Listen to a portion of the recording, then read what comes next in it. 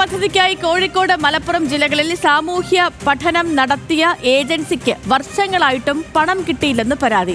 കോഴിക്കോട് പയ്യോളി ആസ്ഥാനമായി പ്രവർത്തിക്കുന്ന VK കൺസൾട്ടൻസിക്കാണ് പണം ലഭിക്കാനുള്ളത്. കേരയിൽ പാതയ്ക്കായി ലക്ഷങ്ങൾ മുടക്കിയാണ് നിർദ്ദിഷ്ട സ്ഥലങ്ങളിൽ മഞ്ഞക്കുറ്റിയടിച്ച് പഠനം നടത്തിയത്.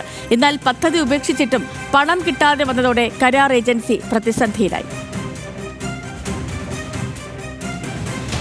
2022 സംസ്ഥാന സർക്കാരിന്റെ കേരയിൽ പദ്ധതിക്കായി സാമൂഹിക ആഘാത പഠനത്തിനും സർവേ നടത്തുന്നതിനുമായി പയ്യോളിയിലെ VK കൺസൾട്ടൻസി കരാറെടുത്തത്.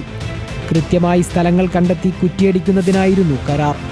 പദ്ധതിക്ക് പ്രാരംഭമായി 100 കോടി അനുവദിച്ചതായി സർക്കാർ പറയുമ്പോഴും കേരയിൽ പാതയ്ക്കായി കുറ്റിയടിച്ച് സാമൂഹിക ആഘാത പഠനം നടത്തിയ VK കൺസൾട്ടൻസിക്ക് ഇതുവരെ തുക ലഭിച്ചിട്ടില്ലെന്ന് കൺസൾട്ടൻസി ഉടമയും മുൻ ഡെപ്യൂട്ടി കളക്ടറുമായ VK ബാലൻ പറയുന്നു. 2022 കേസല്ലേ, മലപ്പുറം ജില്ലയിൽ 8 ലക്ഷത്തിനോ മറ്റോ ആണ് അന്ന് കോട്ട് ചെയ്ത് കിട്ടുന്നത്. അതേപോലെ തന്നെ കോഴിക്കോട് ജില്ലയിൽ 6-7 ലക്ഷത്തിനാണ്. കരുവന്തുരുത്തി മുതൽ പന്നിയങ്കര വരെയുള്ള 4 വില്ലയിൽ മാത്രമേ ചെയ്തുള്ളൂ. അതുവരെ ഞങ്ങൾ SI സ്റ്റഡി നടത്തുകയും ചെയ്തിട്ടുണ്ട്. കോഴിക്കോട് ജില്ലാ കളക്ടർക്കും 2022 ലെറ്റർ അയച്ചിരുന്നു. മലപ്പുറത്ത് തിരൂർ, താനൂർ, കടലുണ്ടി, കുണ്ടായിത്തോട് പ്രദേശത്തും കോഴിക്കോട് ജില്ലയിൽ വടകര, അഴിയൂർ വരെയുമാണ് പഠനം നടത്താൻ കരാർ. എന്നാൽ പദ്ധതിയിൽ നിന്ന് സർക്കാർ പിൻവാങ്ങിയതോടെ കരാറുകാർ മുടക്കിയ പണം പോലും കിട്ടാത്ത പ്രതിസന്ധിയിലാണ്.